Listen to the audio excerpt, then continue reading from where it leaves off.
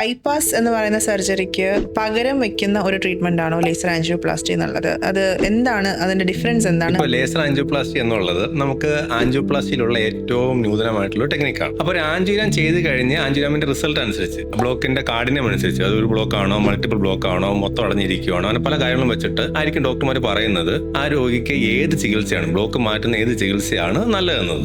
അപ്പോൾ ചില രോഗികൾക്ക് നമുക്ക് ബ്ലോക്കിന്റെ കാഠിന്യം അനുസരിച്ച് ഡോക്ടർമാർ ഫസ്റ്റ് ഓപ്ഷൻ എന്ന നിലയ്ക്ക് ബൈപ്പാസ് ഓപ്പറേഷൻ പറയും.